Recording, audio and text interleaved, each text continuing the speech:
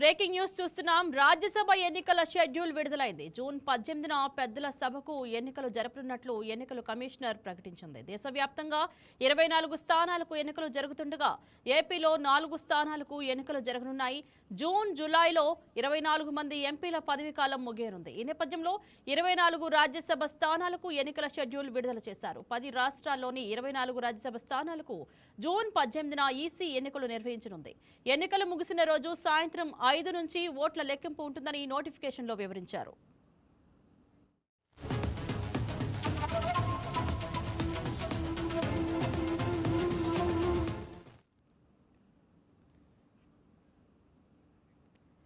ఇదే అంశం గురించి మరింత సమాచారం మా executive editor Srinivas phone live లో సిద్ధంగా ఉన్నారు. శ్రీనివాస్, చెప్పండి. రాజ్యసభ ఎన్నికల షెడ్యూల్ విడుదల కావడంతో ఆయా పార్టీలో రాజకీయ సమీకరణాలు ఎలా మారనున్నాయి? రైట్ ఇంద్రజ, కొద్దిసేపటి క్రితమే భారత ఎన్నికల కమిషన్ రాజ్యసభ ఎన్నికలకు సంబంధించి నోటిఫికేషన్ విడుదల చేయడం జరిగింది. మొత్తం 10 రాష్ట్రాలు 24 రాజ్యసభ స్థానాలకు సంబంధించి ఈ నోటిఫికేషన్ ఉంది. ఏదైతే జూన్ 18న ఎన్నికలు జరగబోతున్నాయి, అదే రోజు కౌంటింగ్ కూడా ఉండబోతుంది. అయితే దీనికి సంబంధించి నోటిఫికేషన్ జూన్ మొదటి తారీఖున రాబోతుంది. నామినేషన్లకి చివరి రోజుగా 8 జూన్, అదేవిధంగా స్క్రూటినీకి 9 జూన్, విత్డ్రా చేసుకోవడానికి 11వ తారీఖు జూన్ లాస్ట్ డేట్ గా ఉంది. ఎన్నిక మాత్రం అనివార్యం అయితే తప్ప, అంటే పోటీలు ఎవరైనా ఉంటే తప్ప ఎన్నికలు అయితే పెట్టదు. కానీ పోటీలో ఉన్నా లేకున్నా డేట్ మాత్రం జూన్ 18న ఎన్నికలు ఉండబోతున్నాయి. అదే రోజు ఫలితాలు కూడా ప్రకటించబోతున్నారు. మొత్తానికైతే మనం చూసుకుంటే కనుక 24 రాజ్యసభ స్థానాలు 10 రాష్ట్రాల్లో ఈ ఎన్నికలు జరగబోతున్నాయి.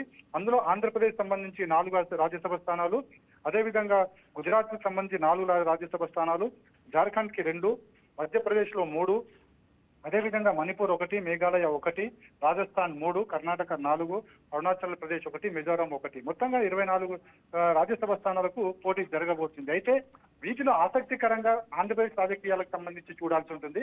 ఇక్కడ 4 రాజ్యసభ స్థానాల్లో చూసుకుంటే కనుక ఎవరైతే 4 రాజ్యసభ సభ్యులు వారి కాల పరిమితి జూన్ 6 నాటికి ముగియబోతుంది. సో ఈ లోపు ఎన్నికలు నిర్వహించబోతున్నారు. అయితే వారిలో చూసుకుంటే కనుక అయోధ్య రామిరెడ్డి, అదేవిధంగా నత్వాని పరిమల్, అదేవిధంగా సుభాష్ చంద్రబోస్, అదేవిధంగా సానా సతీష్ బాబులు ఉన్నారు. అయితే వీరిలో 3 రాజ్యసభ సభ్యులు వచ్చి వైసీపీకి చెందిన వారే కావడం ఇక్కడ చూడాల్సిన అంశం. అయితే ఈసారి ఎన్నికలు మనం చూసాం, ఆంధ్రప్రదేశ్ ఎన్నికల ఫలితాలు ఏ విధంగా ఉన్నాయో ఆ ఫలితాల నేపథ్యంలో ఈసారి మొత్తం 4 స్థానాలు కూడా కూటమి అభ్యర్థులకే చెందుతాయి అనేది మాత్రం ఖచ్చితంగా కనిపిస్తుంది. ఎందుకంటే ఇక్కడ ఉన్న కూటమి సభ్యుల నంబర్ ఏదైతే ఉందో ఆ నంబర్ అది మొత్తం కూడా వారికే ఛాన్సెస్ ఎక్కువగా కనిపిస్తున్నాయి. అయితే ఇప్పటికే దీనికి సంబంధించి కూటమి పార్టీలో చర్చలు కూడా స్టార్ట్ అయిపోయాయి.